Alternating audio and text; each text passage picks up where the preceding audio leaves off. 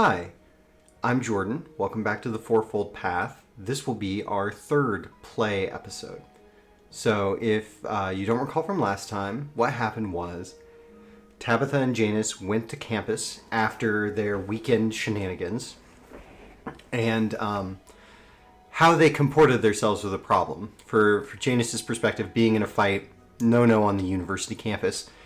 For Tabitha, providing Janus with lodging, even though his apartment had been tossed and all that also looked very improper. So they were called before an honor board to account for themselves. They managed to do so successfully. As you may recall, in Mythic, once one scene ends, the next scene begins, and the natural thing to do is say, okay, well, what's the next expected scene? In this particular case, I feel like, let me drag it into the center, the next expected scene is that Tabitha finds Jennifer standing over Janus's desk late one evening. So she's getting ready to close up for the night and go home. And she leaves into the hallway, and it's late, and she sees the light on, and she's like, well, Janus shouldn't be here that late tonight of all nights. He needs to go home. None of the other grad students are ever in the office this late unless it's a paper deadline. So she's going to go in and make sure it's not her student, and if it is, she's going to say, hey, go home and rest. When she walks in, she sees Jennifer standing over Janus's desk. So that's the scene I would like to have, or that I expect to see. As always in Mythic, we're going to roll against the chaos factor, and as long as we roll a 5 or more on a d10, that'll be the scene that opens up. Otherwise, we're going to end up in a different scene. So let's see what we get. We rolled 4, so we rolled even within the chaos factor, which gives us an interrupt scene. So the random event table is this 1d100 underneath here. So let's see what we get.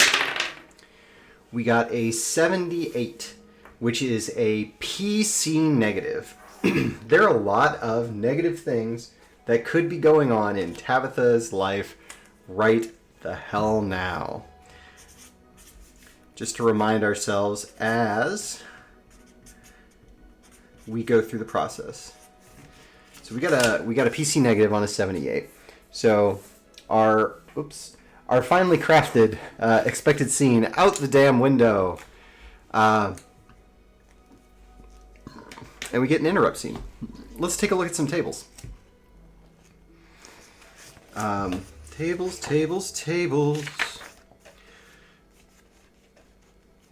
Locations, magic items, names, character skills, character trees. So there are a couple of big negatives. The dean could come to Tabitha directly and say, even though you came through the tribunal today, I'm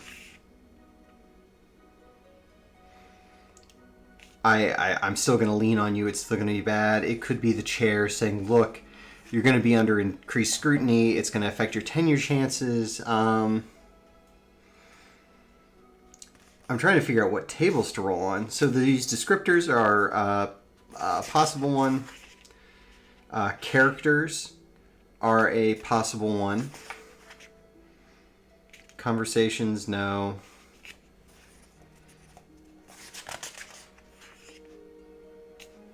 No.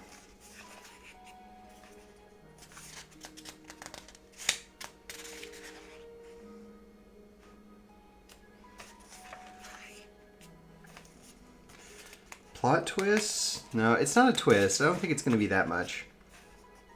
Let's go back to the beginning of this section. I like those tables a lot. We'll look at verbs and meanings because those are both solid. So,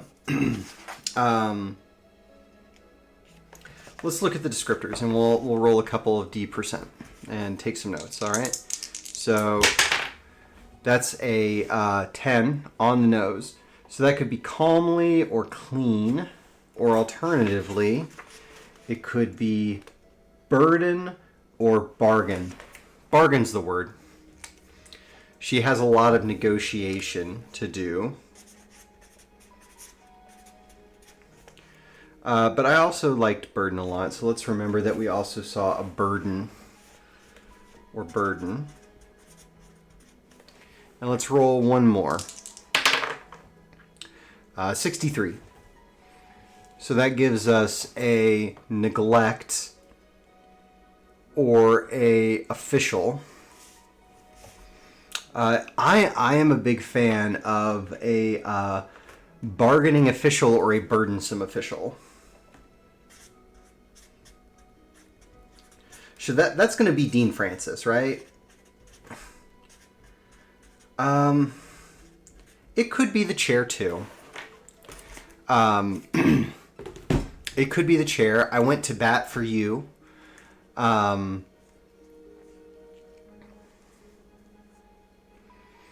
mean, it could instead be Jennifer. Instead of finding her over Janus's PC, Jennifer could have come to her directly. She could be a back channel mouthpiece of the dean. The dean could come to her directly too. All right, I rolled some more words to give me a little more of a bite down. So we have a PC negative event, and we got bargain, official, and food. And so what I'm going to say by that is that Jennifer is going to come by and insist that Tabitha go out to eat with her. And it's not to rekindle an old flame or anything like that. It is because she needs to have a conversation with Tabitha off of the books about what happened today. And about her role in the university or something like that, right? So Tabitha is in her office. It's not late anymore. It's like 6 p.m. Jennifer swings by, walks in. There's a knock on the door. Tabitha looks up from the grant that she's writing, and she sees Jennifer in the door. And she's taken aback, and she stands. She has all of her old habits around Jennifer still. Stand when a lady walks into a room, push her chair, and like none of that stuff went away. Immediately attentive to her, even though the romance is long since gone. And she stands up and she's like, Jennifer, I didn't expect you here. Is there something I can help with? And Jennifer looks at Tabitha and she goes, yeah, we need to talk about the tribunal today and what happened. Why don't you come? And she says, oh, please, shut the door. And Jennifer says, no, not here. We need to go have a conversation off campus. How about, and it's some shitty Americana place. It's not like a nice restaurant or anything. It's because they were together years ago and both ended up at this school through various means. But when they were together, Tabitha would have transitioned during grad school. We sort of established that. So they would have been together at a different school and just both ended up here by circumstance later on, as if they're sort of tied together and intertwined in this cosmic kind of way, because it's convenient for the story. Why not? There was a chain of restaurants, like an Applebee's kind of a thing that they used to go to when they were poor and grad students, and that was their sort of no, it wouldn't have been. They aren't chain food kinds of people. Yeah, okay, I'm gonna borrow something from my past. Jennifer's gonna say, look, let's go down to Flanagan's. No, it wouldn't have a person's name like Flanagan. It would have a first name. It would have a first name like Marks or Steve's. Let's go down to Mark's. It'll remind you of Scorpions. We'll grab some pizza and a beer and have a chat, okay? And it's real out of character for Jennifer to offer that kind of a meeting. And Tabitha's gonna balk a little bit and like, that's not your scene, Jenny. And call her by the nickname that he had, or that she had for her when they were together previously, when Tabitha was still presenting as Tanner early on. And Jennifer's going to almost wince at being called by that name. And she might even throw back to the accidentally dead naming Tabitha during the proceedings, like, I'll leave those names in the past if you will. So it's already a very cold situation right from the start. And Tabitha stands up. Tabitha locks her computer, pushes her chair out, stands up, and goes to grab a coat and says, hey, do you want to, like, are we going to drive together? Or are we going to drive separately? Because that's a decent way away. And so what's Jennifer going to say to that? I'm going to say that it's likely that she offers to drive them both. Maybe even very likely that she offers to drive them both. Yeah, it's very likely that she offers to drive them both. So we got a 60 on the nose. Yeah, she says, we'll take mine. It'll give us more time to talk. And so they hop in the car. They walk off of campus, and they walk from the department to the faculty lot. It's not terribly far, and Jennifer's parked in a very nice car. She has a, it's not a luxury vehicle, but it's new and it's nice and it's well maintained, perfectly clean. It almost looks like a rental because of how well maintained it is and how little there is in it. And Tabitha gets in and is like, you got a new car? And she says, yeah, I lease. And it's very cold until they're in the vehicle and driving. Like they're in the vehicle and they start driving. And Tabitha is sitting there thinking, she's never driven me anywhere. In our whole time together, I always drove the car because she would never drive a man. Sort of like Dr. Mrs. the Monarch, right? I don't drive men. It would have been that. Or that would have been her posture. So it's this weird, unconscious, tacit acknowledgement of Tabitha's transition from Jennifer. She may not even be aware of the fact that she's treating her as a woman in that way. But they're in the car and they're driving towards, I think I said it was Mark's, towards this dive bar that is far enough away from campus that it's not where the students go. It's like the next township over. It's close to where... it's like the next township over. It's not where the students go, though. No, it can be where the students go. It can be downtown here. It can be near to campus. I don't want to ask the fate table. It's near to campus. So... But it is not a heavy drinking night. It's not Thursday. It's not Friday. It's Monday. And people go to bars on Monday, but not as many. So... they're in the car and they start driving and they get out of the parking lot and Tabitha looks at Jennifer. She's like, what is this about? I mean, obviously about today. And, but like what? And Jennifer looks at Tabitha and she says, yeah, so... You may, it's effectively, you and Janus may have weathered the proceedings. You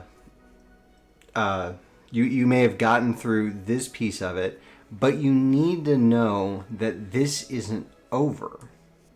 Why isn't it over? Does Dean Francis hold a grudge? Is Dean Francis going to hold a grudge because... the proceedings didn't go the way that he anticipated? He thought he was going to be able to throw these two under a bus and it was going to be over. And they managed to, he thought he was going to be able to get rid of that student and maybe even get rid of Tabitha because he has an axe to grind with her or something. So is it the case that the dean is upset because he didn't get the outcome he wanted, and he wanted to get rid of Tabitha, and he's still going to find a way to leverage this to get rid of her? I would say that is nearly certain. 84. So it's not that. It's not. Oh no, sorry, I misread. 64. Yeah, it's that. So Jennifer is gonna be politic, but she knows Tabitha, and although there's not like emotional warmth and support and whatnot, she it's not like she doesn't have fondness for how their relationship was on some level, because like Jennifer doesn't form deep emotional connections, but she does have a deep sense of justice, and she doesn't like to see a kid railroaded because of who he's attached to. And that's what's going to happen here, is that the dean is going to intentionally try to use this situation with Janus as leverage to push Tabitha out because he didn't approve of her hiring. Okay, there it is. And so that's what Jennifer is going to tell Tabitha. Is, there was this whole scene today, and just because you got through it, don't think it's over. The dean is petty's the wrong word, but the dean intends to have his way, and he will find ways, he will find ways of getting the outcome that he was initially after. Everyone exists in constant conflict with the rules and regulations, and going forward, you and Janus need to dot your I's and cross your T's in a way that is impractical, frankly. You just can't ever satisfy all of the requirements. No one can. And so she's like, in more, not flowery, but more kind language, more conversational language, she's going to say, look, make sure you take contemporaneous notes. Make sure that you pay attention to what your colleagues are doing. Make sure that you write everything down, and that it doesn't get written down in a system that the university has complete control over. Email them to a private email account. All the things. Tabitha is going to give sort of this, in that conversation, this sort of knowing weak, right? It's like, I am a woman. I have dealt with harassment. I understand how this works, Jennifer. And there'll be some friction around that. And yeah, and that's the additional friction that exists here. And so this is the conversation is they're driving down to the place. They're almost there when that happens, and Jennifer parks the car and looks at her and is like, does that have to be every conversation, Tabitha? And Tabitha is going to look at her and say, do I have to be a woman in every conversation? Yeah, kinda. Look, if all you wanted was to tell me that the dean had it in for me because he didn't get his way today, I appreciate you looking out for me, but you didn't need to drive me somewhere to have that conversation with me. It was 90 seconds. So what is this really about, Jennifer? So she's going to confront her, and that is going to be a role. She's trying to... Let's look at Tabitha's character sheet. Oh, shoot. I didn't write down the ciphers that Tabitha got on her sheet, and I need to do that. Where is my setting for ciphers? So I'm actually... I'm going to stop the recording here and go grab my notes, because I think I accidentally threw them away before I recorded that. I will be back momentarily. So, my notes weren't where I thought they were. but I did see them in an old video. So I've copied them to my character sheet. I have paranoia and I have confidence. And I think given the situation, so the question was originally like, what the heck am I going to roll on Tabitha to figure out why Jennifer's having this talk with me? And I'm going to use paranoia. So for the rest of the scene, she's going to be able to sense Jennifer's motives easier, and understand why she's there and what she's doing. But any pleasant interaction is hindered by one level. And I think that fits with the tone, where it's like, why the hell did you call me out here? So we're using this in this scene. So we'll just mark that as in use. Now there's a question of how difficult is this test, where she's just out and out confronting Jennifer and be like, look, why are you here? I'm going to say that that's extremely difficult. Jennifer is not someone that that does the deep emotional connection and the soul bearing shit. That's not her thing. So let's set that as a difficulty 7. It's a difficulty 5. It's a difficulty 5 because of the paranoia. And because of Jennifer's morals, it's also ease, because she doesn't like the fact that Tabitha is about to be railroaded, frankly. And because of their history together and her impassioned plea for Janus, it's going to be ease 2 more. So let's say it's a difficulty 2. Tabitha's not going to use effort. How are we on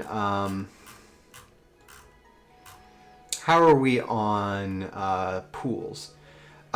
We've had enough time. We've had enough time. Incidentally, this needed to have been marked. I dropped that stitch. She has had not 10 hours. She hasn't had her sleep yet effectively. But she did have an hour during the day. So let's roll up what her recovery during the day was. 5. So you can't see it because I rolled off the screen. 5 plus 1 is 6, taking her back up to a maximum pool of 15. In which case, Tabitha is going to use effort. She's going to use 1 level of effort, which is exactly what she can use. Because she leveled up after the last scene, I gave her an additional edge in intellect. So she only needs 1 intellect point to apply effort. So she needs to roll a 3 or greater in order to succeed in getting Jennifer to spill the beans. So she succeeds. And how does Jennifer know this? Does Jennifer know this because it is just how the dean is? Or does Jennifer know this? Does Jennifer know this because of something the dean said, or a document she saw, something she overheard? All of those are possible things. Let's roll on character actions. How did Jennifer come to know these things? 31. Dominate. Nope, not interpreting that way. Yeah, she just overheard it. He was like, it wasn't even... It was like 10 minutes after they were out of there.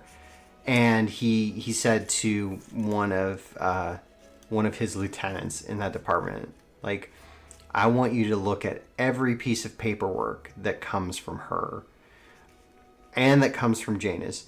If he gets a parking violation, if he is a day late on submitting his course requirements or his, the extension that you have as a grad student when you're done with coursework. The moment either of them step out of line, you get rid of them. And so they go, so Jennifer says, I overheard this. That's how I know. And I'm telling you this because Janus doesn't deserve it, and neither do you. You did the right thing, and it would be a travesty of justice in a certain sense, right? It just wouldn't be right to see this happen. And Tabitha's going to push. Tabitha's going to be like, right, but again, you could... And they've left the car. Have they left the car? No, they're having this conversation in the car. Right, but again, we could have had this conversation in my office. And if not in my office, we could have had this conversation in your car in the parking lot. We're still in the university town, right? Like, people are going to see us together. If we're out here, they're going to know you talk to me, and it's completely appropriate that you would. So again, Jennifer, what is this about? The real question is, does Jennifer know what it's about? Does Jennifer realize what she's doing? I'm going to say that it's unlikely that Jennifer realizes that what she's trying to do is to reach out, and Jennifer doesn't know that she feels maybe a little bit guilty about how things ended with Tabitha.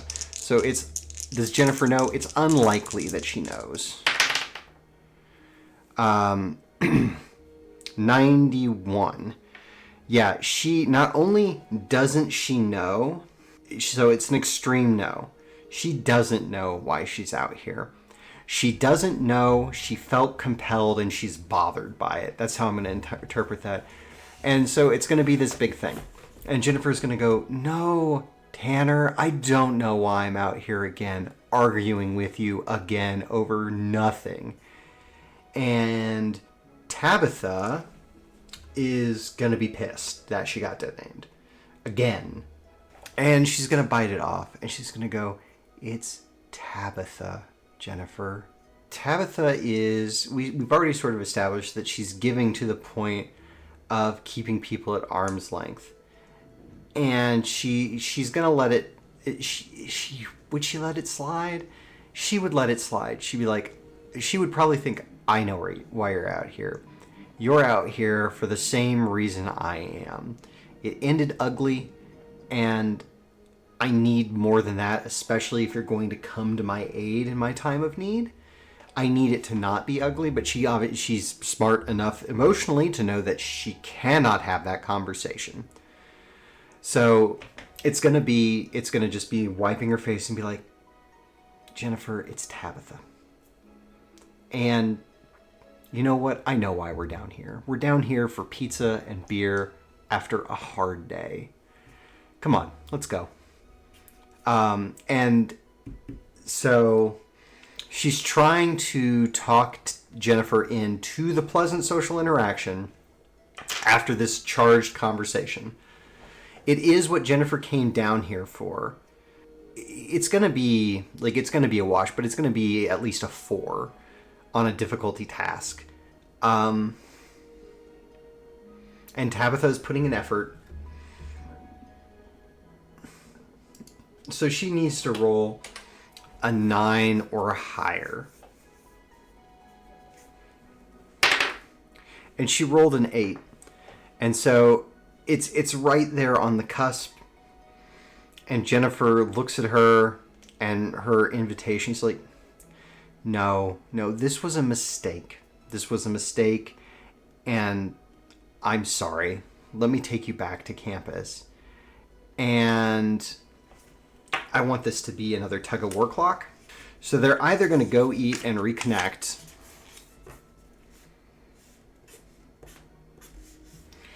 or Jennifer reconsiders. So clocks like this, I stole these from Blades in the Dark. They don't always have to be even. I often run them even. But we already failed a thing. And it's going to be a long conversation. And Tabitha isn't going to go for the physical contact.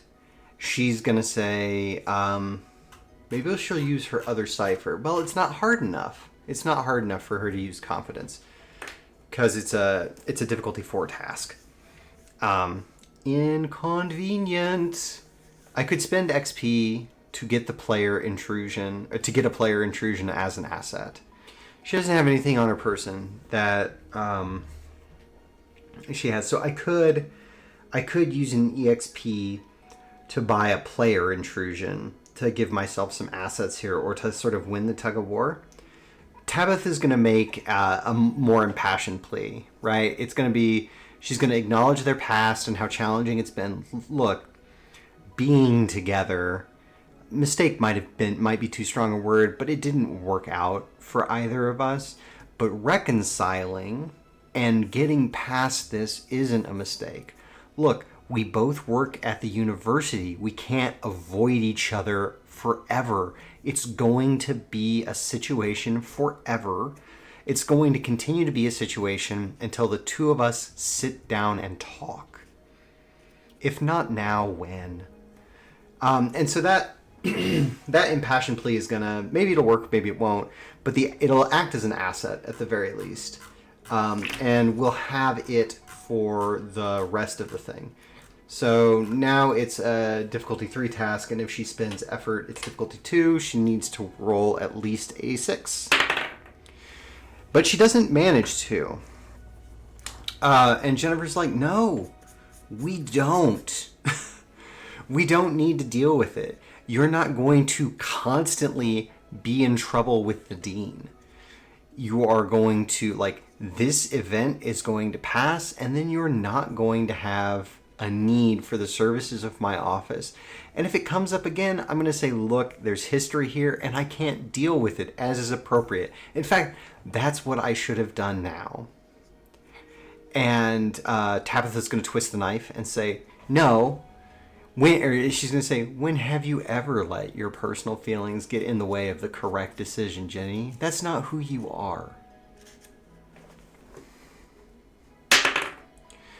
And 18 is not enough for a minor effect.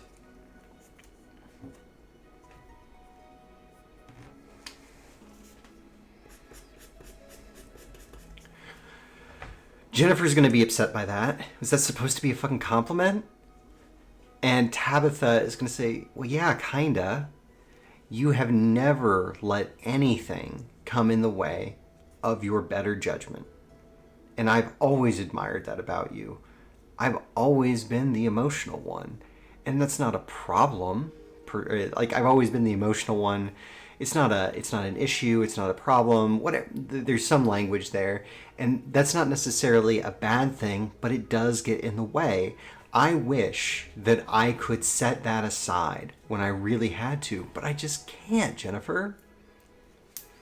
So even if you don't need to clear the air, I do. Come have pizza with me.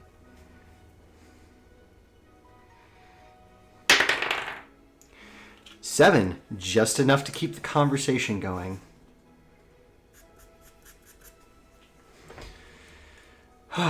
God damn it, Tabitha. This is such a bad idea. I'm supposed to be objective in these cases. How can I be objective if I'm seen out here having dinner with you? It's not about the dinner. The dinner is not about objectivity. You have to have rapport with the people that you represent. They have to be able to trust you, and you have to be able to read them. Enough has changed between us that that's a problem, and anyone who's aware of our history will know that it's an issue. Frankly, there's a certain sense in which you're professionally obliged to do this. And that's really gonna seal the deal. I don't know if that's enough to give her an asset. Let's see if it is. On heads, she gets an asset from it.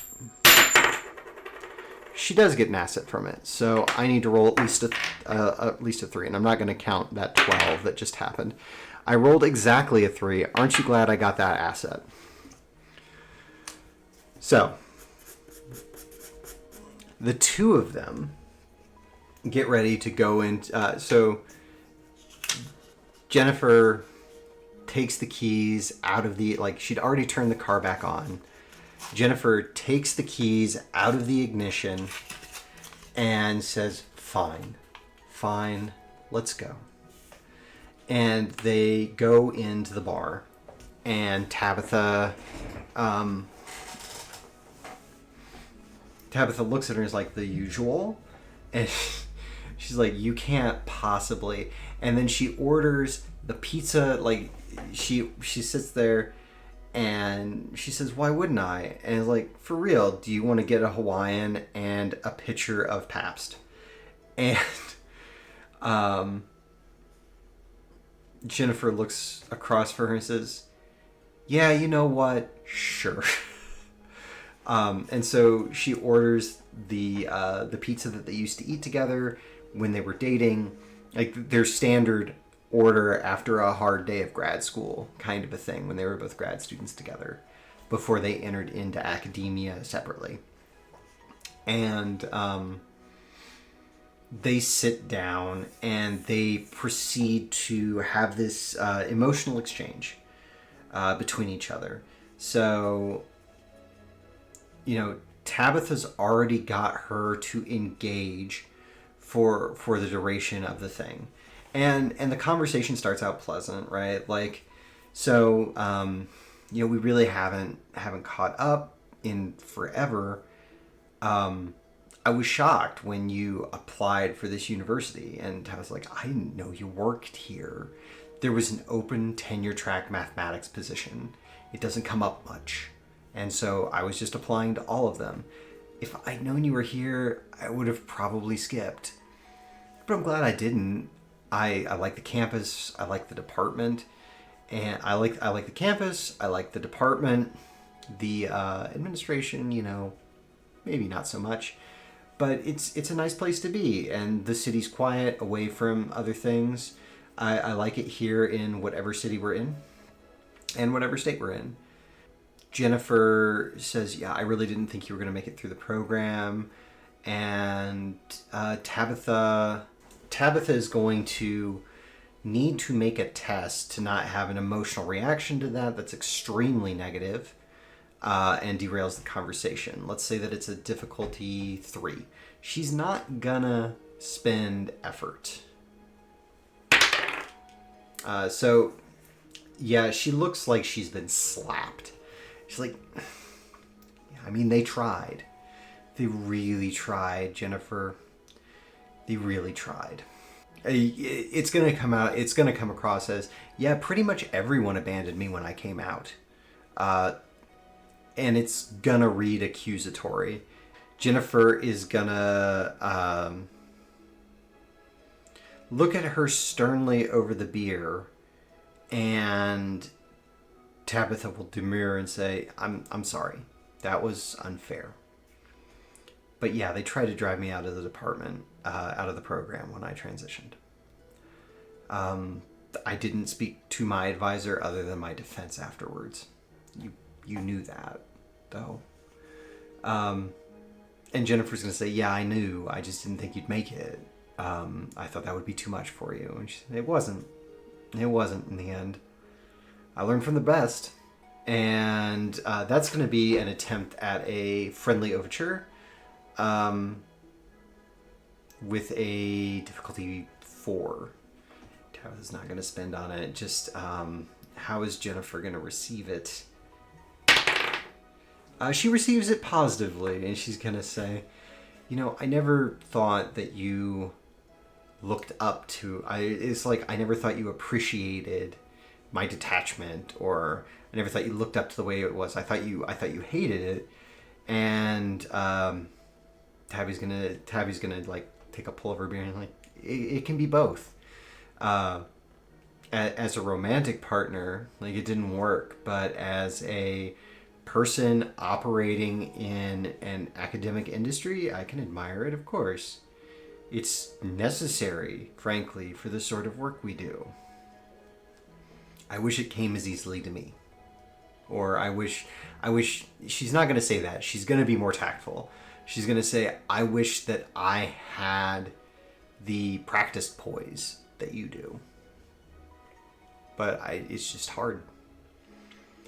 Especially when you wear your emotions on your sleeve like me. And then the pizza's going to arrive.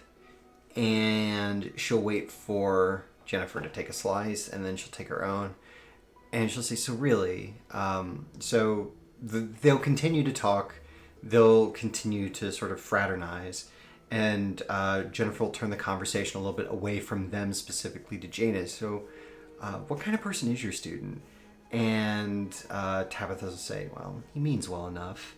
He's clever, he's polite, he's diligent, he won't seek help when he needs it, and God, just bullheaded, just so bullheaded. And Jennifer will laugh. Jennifer will laugh and say, serves you fucking right.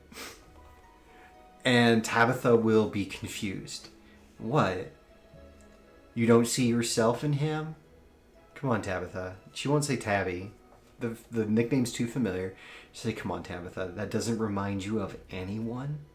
That doesn't remind you of some poor doe-eyed grad student who neglected everything in their life except for me, trying to make their way through school? And Tabitha's gonna look at her beer for a second as if it contains all of the answers. And then go, yeah, maybe. So why'd you go to bat for him so hard? Does Tabitha have the amount of self-awareness to know what she was doing? Almost. It's going to be a test. We're going to spend an effort on it. We're going to say that the difficulty is on a D4 because I don't know if it's easy for her or hard. In fact, I rolled a 4, it looks like. Yeah, I rolled a 4. So it's a difficulty 4 on a D4. She's going to spend effort to do the introspection. This is the thing she's been thinking about all day. So she needs to roll at least a 3 because it's eased. It's eased once by the effort, once by the fact that she's been thinking about this all day. No, she needs to roll at least a 6 in those cases. Yeah. That she's been like, why did I insert myself in the situation at all? Great. And she does know, and she's like, look, no one saved me from the system. I saved myself, and that shouldn't be how it is. Advisors are there for the students, and we are meant to shepherd them through. And I can't fix the system if I can't save one kid. Jennifer's like, that's dumb. It's noble, but it's dumb. And that's going to hurt Tabitha a little bit. What do you mean it's dumb? And Jennifer's sort of the pragmatist and the realist. She's like, you're not going to change the entire university system all on your own. And Tabitha she's a romantic, but she's not completely unrealistic. She's like, I don't need to change the entire university system. I need to change my department. I need to make it easier for that one person. And then I'll work on the next one. And Jennifer's going to argue back, it's not your job. Your job is to graduate students. Your job is to write grants. Your job is to run your course load. And Tabitha will counter and be like, I have a duty to serve the university. And service is meant to improve the operations of this place. Not just maintain them the way they are, but actually make them better. It is my responsibility as a member of this university to serve them in that way. And Jennifer's going to finish off her slice and just shake her head. And she's like, you really haven't changed that much, you know? And that's going to hurt Tabitha. That's going to upset her. But she's going to be like, I know I haven't. I was wondering when you would see that. And that's where they actually like managed to reconnect a little bit. And Jennifer is going to look at her and go like, you always were such a bitch. It's good to see you again though, really. Like the action, you always were such a bitch. And Tabitha will laugh and be like, it's good to see you too, Jenny. And then they're going to amicably finish their pizza, and she's going to drive Tabitha back to the department. And then we're going to return to the previously expected scene. So she's going to get back to the department. It's going to be like 8:30 or 9. And she's going to be like, I got shit in my office that I need to go get. Thank you for the pizza and the conversation. Jennifer, I'm sorry that it took this awful thing for us to have a conversation again, finally. And Jennifer's like, yeah, that's on me too. Look, don't be a stranger, okay? And then she'll hand her Jennifer's personal phone number. So she'll get a copy of Jennifer's personal phone number. And they'll go from there. So I'm going to close it out here. I am going to have to do a shitload of audio editing because I couldn't stop clearing my throat. But when next we reconvene, it will be with probably the final scene in this opening arc. Assuming for a moment that I can...